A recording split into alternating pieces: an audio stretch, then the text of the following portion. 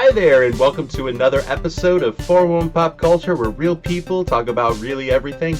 I'm your host, Justin Steele. With me is Danielle Almendra, and tonight we're starting off a three-part series of new VC Andrews Theories videos, where we are going to be focusing on some of the villains, primarily from the first series through probably Dollanganger, through Laundry, and maybe a little bit of Melody and Rain thrown in. The main three that we're going to be focusing on are who are the worst grandparents, who are the worst parents, and who are the worst siblings. We're going to primarily focus on like the grandparents of the main character, the main girl we're following in the first, few novels. And so from the Dollanganger, Olivia and Malcolm. From the Laundry series, we have Graham Pierre and Graham Muir, who are Jack and Catherine. We have from the Cutler series, Lillian is technically, we don't really ever meet Randolph Senior, I think his name is. And then from Heaven, we have Jillian and Tony Tatterton. So, Danielle, overall, what do you think about some of the antics? From the Dollanganger series, we have Olivia, who obviously beat the kids, locked these kids in an attic. She stood by while, Corinne poisoned them. Obviously, there's going to be spoilers, everybody. She obviously, emotionally stunted Carrie. What do you think about Grandma Olivia? Do you think she was definitely one of the worst? Grandma Olivia was one of the first grandmothers that I read about. Yeah. So, of course, I thought she was, the worst woman alive. And then as you continue to read through the series, and then when you get into Garden of Shadows, you kind of see, what was going on in the background, that she really did want to kind of care for these kids. Mm-hmm. John Amos was a bad influence, plus she had Malcolm, who was always really supposed to be the villain, if you will. It was the grandfather die, and then we can be free, and he was always kind of made out to be that villain. But really, it was the grandmother who instilled, like you said, all the hate and the devil spawn. But then when you see how things turned out, you're almost kind of see how things turned out in what context. Kathy and Chris being incestuous, that's what she was trying to avoid. Sure, but she kind of pushed them to be in that situation. If she had just followed Corinne, worst mother, who's total thing was at the beginning, put them in separate wings, put them in separate... The grandmother had just done that. But I also think that's kind of villainous herself, is that I think some of the worst people out there are those that try to have a self-fulfilling prophecy, I guarantee these kids should never have been born and they're going to be evil, so they put them in a room together to make sure they're going to be evil, so she could then go around and be, I think that's pretty evil. She could be right. Yes, exactly. I think that's the worst when people do that. Malcolm, though, too, was pretty awful. He was awful to Olivia.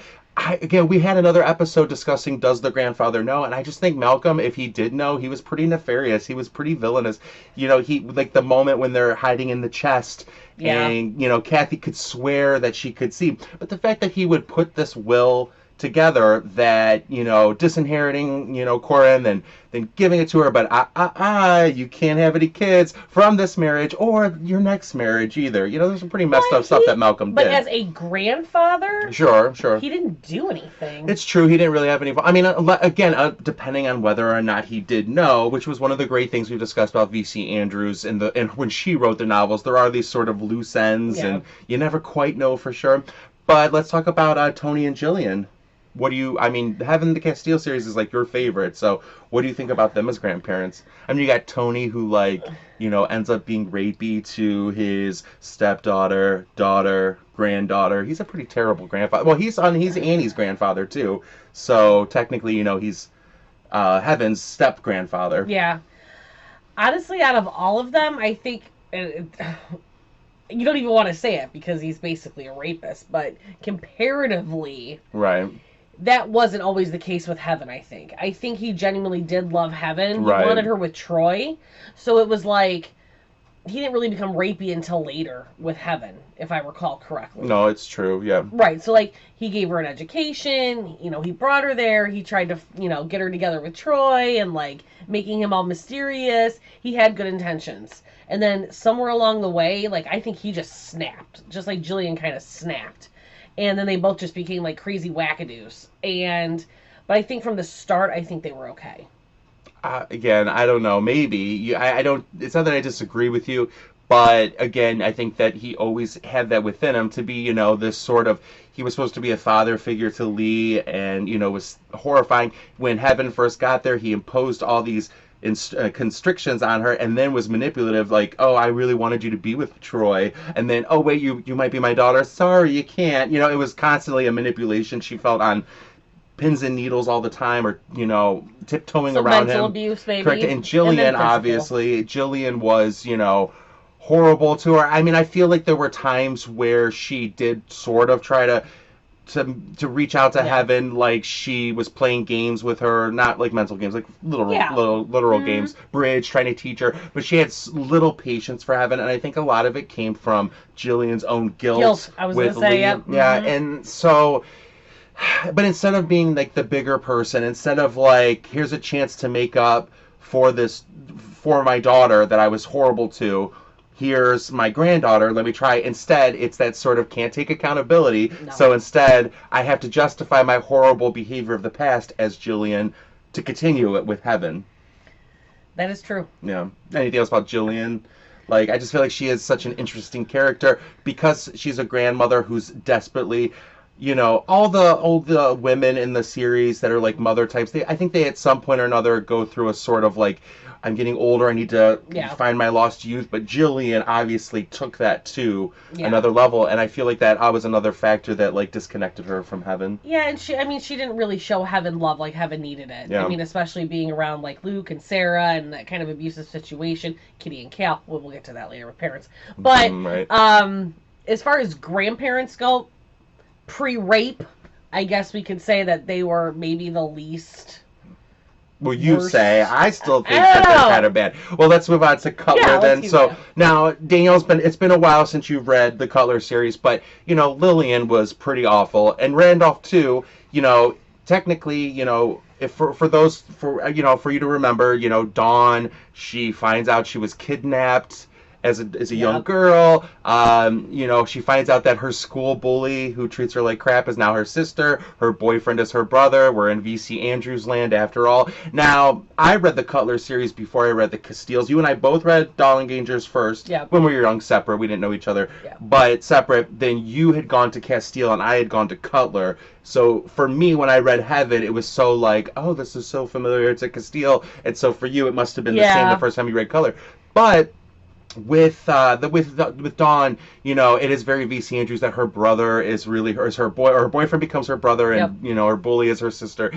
So she's in this environment with this woman, Lillian, who is so like makes her a maid, puts her away from the family, and then you find out arranged to have her kidnapped as a daughter because she figured Laura Sue, Dawn's mother, was like having an affair and it couldn't possibly really be her granddaughter. Then you find out Randolph, who technically is the grandfather / father, he's Dawn's father. So interestingly enough, that's pretty shady behavior of grandparents.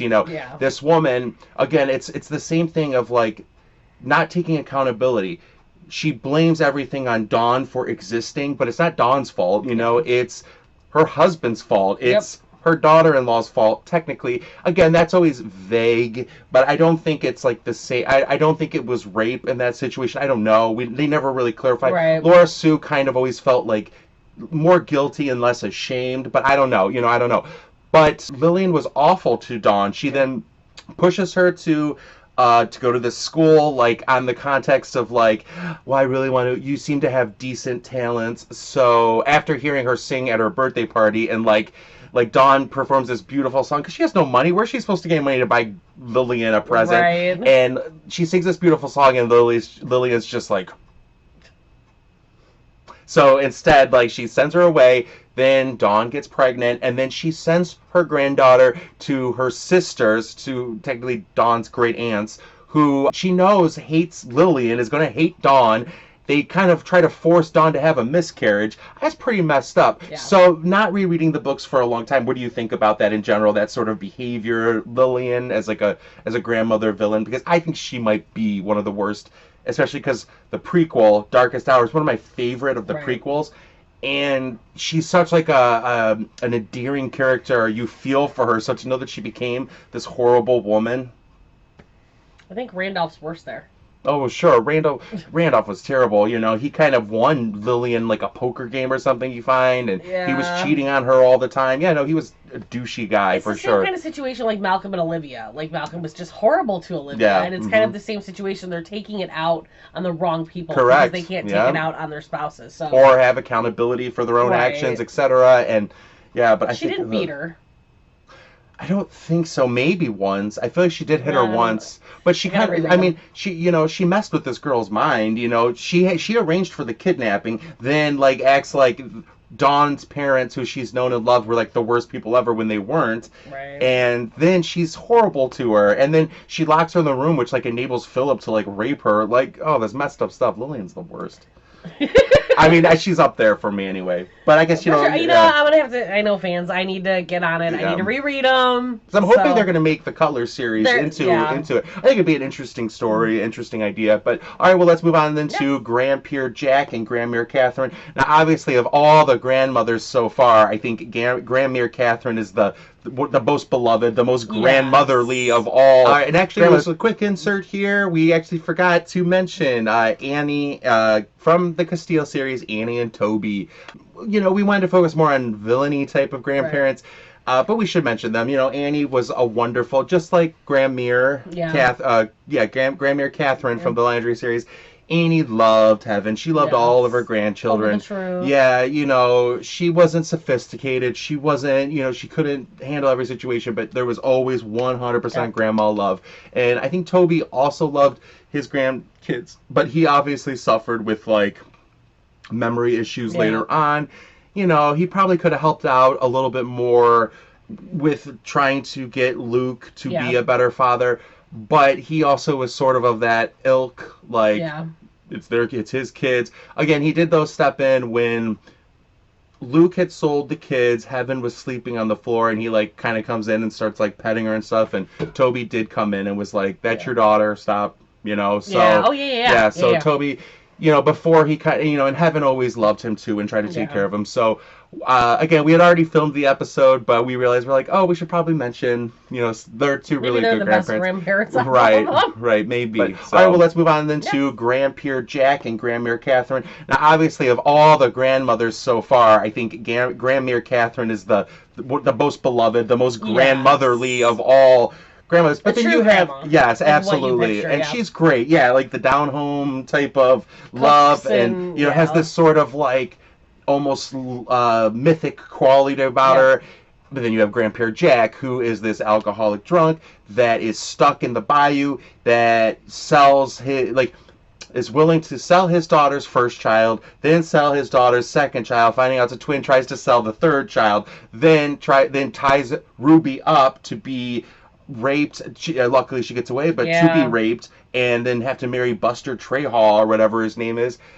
He's a pretty terrible grandfather, especially because now I did like that the adaptation of Ruby kind of, she was nice to her grandfather and wanted to help, but she was also like, I know who you are. Again, this was my biggest problem with Ruby in the novels. She was so like, everybody's good. Everybody's good. Oh, I just keep ending up in these situations. She gets it from Grandmere, you know. So. Well, no, I feel like Grandmere in the novels was very much like, this guy's a jerk. You better watch out. Don't fall for everything, Ruby. Not everything's, you know, not everybody's great. So that's like another reason why I love Grandmere. But Grandpere, that's why, again, in the movie though, she was definitely like, whoa, you're a jerk. Stood up to him. Didn't matter. He still was awful. But what do you think then about the Laundra grandparents?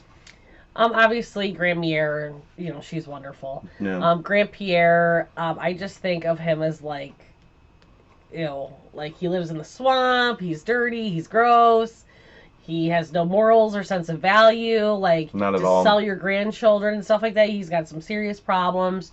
Overall, in the scheme of things, selling the children, that's pretty awful. And the Buster Trehall thing, that really gets me too. Yeah, he was terrible. Yeah, he's horrible. They're all horrible in their own way, but like, it's like, how do you really rate one above the other if you take a look at like the scheme of things? Like, you got rape, you've got all emotional, over, emotional, pulling away your love, using it, manipulations, it just goes on and on. But, briefly too, I do remember that, it's been a long, long time since I've read the Logan series with the Melody, all that. I do remember Olivia in that was also pretty awful at times to Melody. I can't remember, like, at that point, though, it was sort of like nothing I haven't seen before. And again, it was sort of like an Olivia again. I felt there was a lot about Melody that was like trying to pull from the flowers in the attic. Like her father was named, I think, Christopher. He died. She was sent to live with relatives. She had a horrible mother. And Olivia, the grandmother, was pretty awful to her, too. I think, though, I remember the Hudson series, Rain. I don't remember her grandmother's name in that. I think it might be Isabel, or that may have been from the movie with Faye Dunaway, which everybody kind of forgets about that movie. I really enjoyed it. But her grandmother ended up being, like, pretty cool, like a cool chick. Like, she was, like, she pretty much accepted Rain for the most part. She, had high standards for Rain and wanted Rain to be good. But, like, it was very much set up that grandmother was going to be evil, and instead she ended up being really like a cool lady. Correct me if I'm wrong, and I'm sure you will. That's how I remember it. But again, if of these grandparents, though, if you had to choose like who's the worst of the worst, who would you choose then? Who would you choose? I mean, my gut instinct wants to say Lillian. I feel like Lillian knew, after reading Darkest Hour, she was this woman who knew heartache, pain, should have had all this sympathy and empathy, and it was like sucked out of her. And instead of like trying to do better in the world, she became steely, and then was just, which is fine, you have to protect yourself, but then she was like horrible to Dawn. Again, I mean, it's like apples and oranges. They're all pretty awful, with the exception of like Grandmere Catherine. Yeah. But if I have to pick, again, it's hard because the most iconic for me is going to be Malcolm and Olivia. But again, like you had said, I think so much of it was manipulated by John Amos and all that. And so I think I'm still going to have to go with Olivia Foxworth on this one. I'm going to go back and reread Cutler. But at this point, based on this discussion, I'm going to have to say Olivia Foxworth. I mean, she starves them. Yeah. She beats them. She might not be the one poisoning them, but stands by and lets it happen. Whips them. Starves them for 2 weeks. Yeah, it might. Okay, Olivia might be the worst. But again, it's apples and oranges. Jillian's horrible too. Tony is horrible too. So that's the beauty of East Andrews. Right. That's why we wanted to talk about this. I thought it was a good topic. Now, thanks again, everybody, for watching another episode of 411 Pop Culture. Don't miss any of our other VC Andrews Theories videos. Please subscribe. Coming up, we'll have who were the worst parents and who were the worst siblings. But please comment below, who did you think were the worst grandparents from the VC Andrews catalog of novels? Thanks for watching.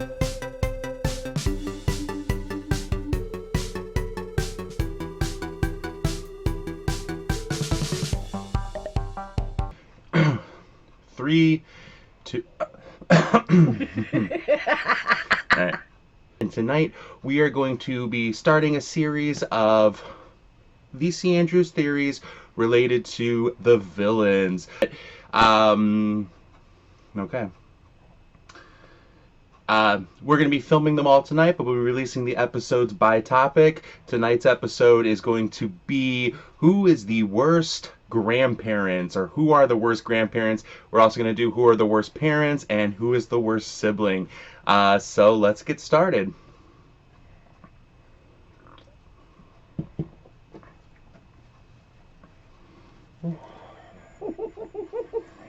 I'm falling apart over here. Apparently. Usually it's me. Why are you starting to sweat right there? That's what I went down to fix, and it looked fine, and now it looks... Just keep your arm there. Leave it. Do you want to put on a different shirt? Yeah, this isn't gonna work. No. John Amos